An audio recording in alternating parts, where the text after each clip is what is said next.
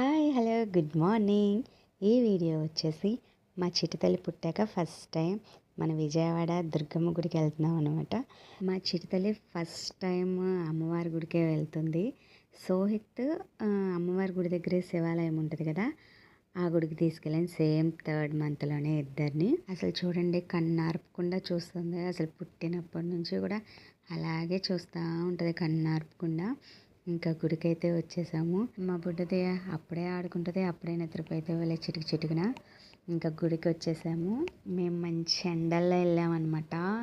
Evening 8కి కూడా full వేడి, అస్సలు గాలి ఆడట్లేదు. ఏదో రోహిణి కార్తిక్ ఏదో అంటారు కదా, సో ఆ టైంలో వెళ్ళాము.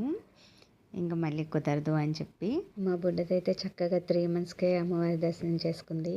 సోహిత్ అయితే 3 ఇయర్స్ పట్టింది సోహిత్కి అమ్మవారి దర్శనం చూడడానికి. ఎందుకంటే అప్పుడు బాగా కరోనా ఉంది, సో అందుకనే బాగా లేట్ అయింది. అది కూడా వెళ్ళక ఫస్ట్ టైం వెళ్తే అసలు ఫోన్ ఎలా చేయలేదు. మెమొరీగా పిక్స్ వీడియోస్ ఏమైనా తీసుకుందామంటే కూడా కుదరలేదు, ఫోన్ ఎలా చేయలేదు. అక్కడ మనీ కట్టించుకొని ఫొటోస్ తీస్తారు కదా, అది చూద్దామన్నా కానీ అది కూడా కుదరలేదు. ఎందుకంటే మేము మార్నింగ్ 4కి 5కి అలా వెళ్ళామన్నమాట.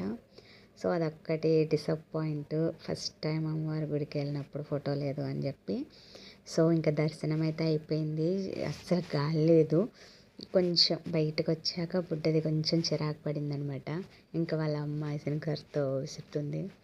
ఇంకా సోహిత్కి ఎక్కడికి వెళ్ళినా 5 నిమిషాలు బోర్ కొడితే చాలు ఫోన్ ఉండాల్సిందే. సోహిత్కి పాపం ఫీవరు, కానీ అప్పటికప్పుడు అనుకొని బయలుదేరిపోయాం. మళ్ళీ కుదరదు అని చెప్పి మేము పిల్లలతో కదా, ఫ్రైడే వద్దులే జనాలు బాగా వస్తారని చెప్పి సాటర్డే బయలుదేరదాం అనమాట. సో సాటర్డే కూడా అలాగే ఉన్నారు జనము.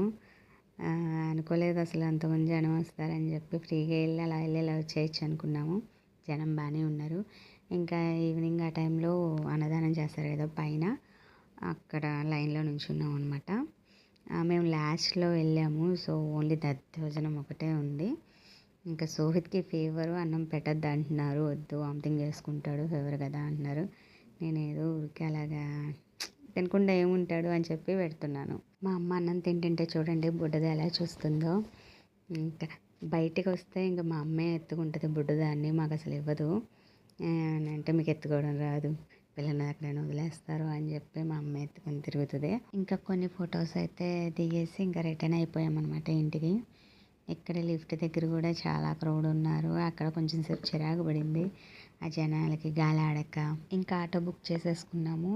దారిలో ఇడ్లీ తీసుకున్నాము సోహిత్కి ఫీవర్ అని చెప్పి. అంతేనండి వీడియో. బాయ్.